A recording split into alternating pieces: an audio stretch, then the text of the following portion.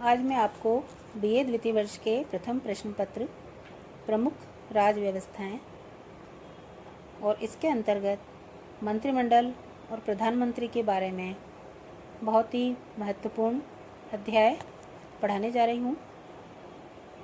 सर्वप्रथम मंत्रिमंडल या कैबिनेट का ब्रिटिश राज्य व्यवस्था में क्या महत्व है, इसके बारे में हम चर्चा करेंगे।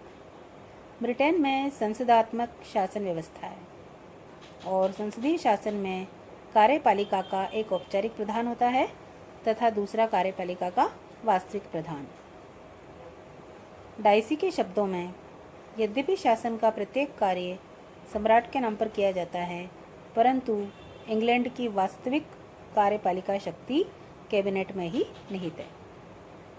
इसी प्रकार से कई अन्य विद्वानों ने भी ब्रिटिश शासन व्यवस्था में मंत्रिमंडल के महत्व को स्पष्ट करने का प्रयास किया है।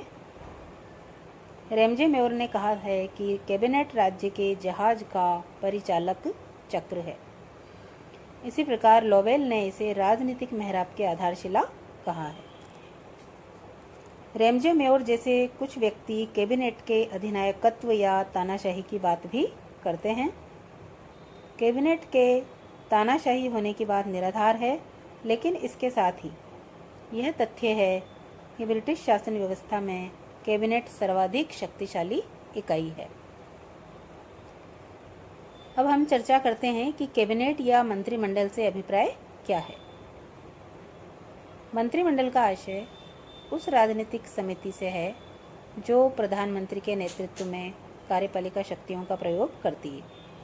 लोक सदन के बहुमत दल के नेता को सम्राट के द्वारा प्रधानमंत्री पद प्रदान किया जाता है और प्रधानमंत्री सिद्धांततः संसद सदस्यों में और व्यवहार में सामान्यतया अपने ही राजनीतिक दल के संसद सदस्यों में से अपने सहयोगियों का चुनाव करता है।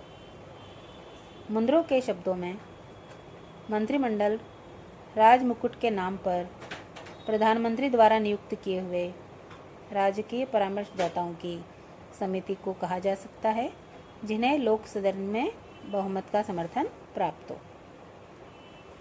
तो इस प्रकार से कैबिनेट या मंत्रिमंडल का अभिप्राय समझने के पश्चात अब हम आते हैं कि मंत्रिमंडलात्मक व्यवस्था की प्रमुख विशेषताएं या लक्षण क्या होते हैं। ब्रिटेन मंत्रिमंडलात्मक व्यवस्था का मातृ देश है और अन्य देशों ने इस व्यवस्था को ब्रिटेन से ही अपनाया है। अतः ब्रिटेन की मंत्रिमंडलात्मक व्यवस्था को उचित प्रकार से समझ लिया जाना चाहिए। ब्रिटेन की मंत्रिमंडलीय प्रणाली की निम्नलिखित विशेषताएं बताई जा सकती हैं, जिसमें पहला है सम्राट की वास्तविक कार्यपालिका से पृथकता। दूसरा है व्यवस्थापिका और कार्यपालिका यानी संसद और मंत्रिमंडल में घनिष्ठ संबंध। तीसरी विशेषता है इसकी मंत्रिमंडल का सामूहिक उत्तरदायित्व।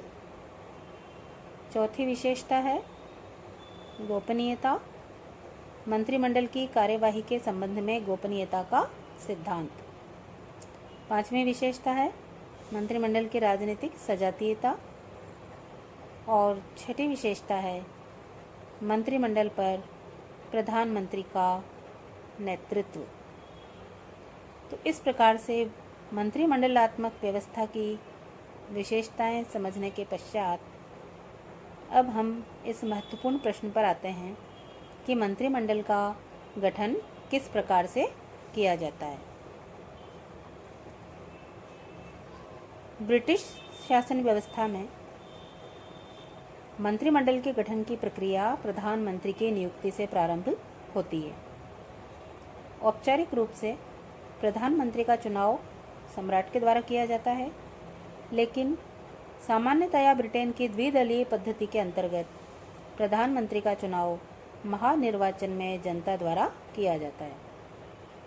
सुस्थापित परंपरा के अनुसार सम्राट लोक सदन के बहुमत के नेता को प्रधानमंत्री पद ग्रहण करने के लिए आमंत्रित करता है।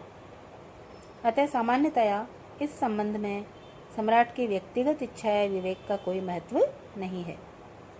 लेकिन विशेष परिस्थितियों में, जबकि एक प्रधानमंत्री अकस्मात त्यागपत्र दे दे या उसकी मृत्यु हो जाए या उसका कोई निश्चित उत्तराधिकारी नहीं हो, तो सम्राट प्रधानमंत्री के चुनाव में अपने विवेक का प्रयोग कर सकता है। भूतकाल में कुछ अवसरों पर इस संबंध में सम्राट ने अपने विवेक का प्रयोग भी किया है, लेकिन ऐसा करते समय उसे इस बात को ध्यान में रखना होता है कि उसके द्वारा इस पद के लिए चुना गया व्यक्ति लोक सदन के बहुमत का विश्वास भाजन हो। वर्तमान समय में इस बात के कारण सम्राट द्वारा प्रधानमंत्री का चुनाव करने में अपने विवेक का प्रयोग करने के अवसर और कम हो गए हैं। अब ग्रेट ब्रिटेन के दोनों ही प्रमुख दलों, मजदूर दल और अनुदार दल, ने इस चलन को अपना लिया है कि महानिर्वाचन के बाद और इसके बाद जब कभी प्रधानमंत्री का पद रिक्त हो, लोक सदन का बहुमत स्वयं अपने नेता का चुनाव करेगा। तो अन्य मंत्रियों की नियुक्ति सम्राट के द्वारा प्रधानमंत्री के परामर्श पर ही की जाती है और रानी विक्टोरिया के बाद से ही इस संबंध में सम्राट का प्रभाव समाप्त हो गया। नवीन सरकार के निर्माण का नियंत्रण प्राप्त होने के बाद प्रधानमंत्री अपने सहयोगियों की सूची सम्राट को देता है और सम्राट के द्वारा उसके नामों की घोषणा की जाती है। परंपरा के अनुसार मंत्रिमंडल के सदस्यों के लिए संसद का सदस्य होना अनिवार्य है। किसी ऐसे व्यक्ति को जो नियुक्ति के समय संसद का सदस्य नहीं हो, केवल 6 माह की अवधि के लिए मंत्री बनाया जा सकता है।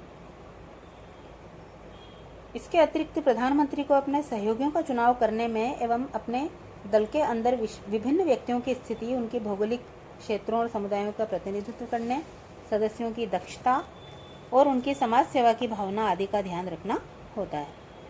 इस संबंध में लोवेल ने ठीक ही लिखा है कि प्रधानमंत्री का यह कार्य ऐसा ही है जैसा कि बहुत से ऐसे ब्लॉकों की सहायता से जो एक दूसरे से मेल न खाते हों एक चित्र तैयार कर देना। तो इस प्रकार से सहयोगों के चुनाव में प्रधानमंत्री के द्वारा कुछ वास्तविकताओं को भी ध्यान में रखा जाता है, लेकिन जहाँ तक वैधानिक दृष्टिकोण का संबंध है वह अपने सहयोगों के चुनाव में पूर्ण रूप से स्वतंत्र होता है और व्यवहार में भी इस संबंध में अंतिम निर्णायक तो उसका अपना विवेक ही होता है। इसीलिए एमरी ने भी लिखा है कि वास्तव में किसी अधिनायक को ही अपनी कैबिनेट के निर्माण में इतनी अधिक स्वेच्छाचारी शक्ति प्राप्त होती है जितनी कि ब्रिटिश प्रधानमंत्री को। इस प्रकार से ब्रिटिश प्रधानमंत्री का मंत्रिमंडल में जो महत्वपूर्ण रोल या भूमिका है उसके बारे में आज हमने आपको बताया। अगले चरण में मंत्रिमंडल और प्रधानमंत्री के बारे में हम और विस्तार से चर्चा करेंगे। धन्यवाद।